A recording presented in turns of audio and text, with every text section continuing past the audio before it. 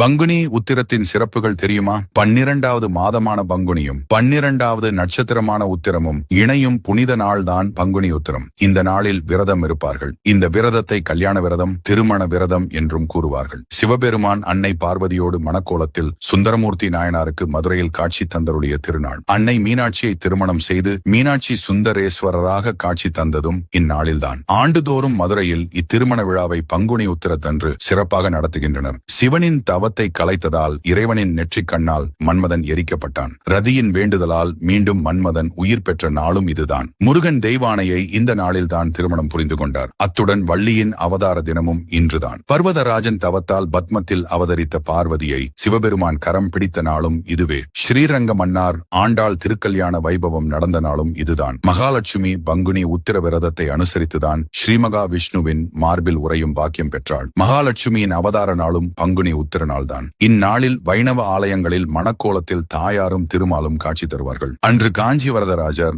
ஆலயத்தில் ஸ்ரீ பெருந்தேவி தாயார் சந்நிதியில் ஸ்ரீதேவி பூதேவி, மலையாள நாச்சியார் ஆண்டாள் மற்றும் பெருந்தேவி தாயார்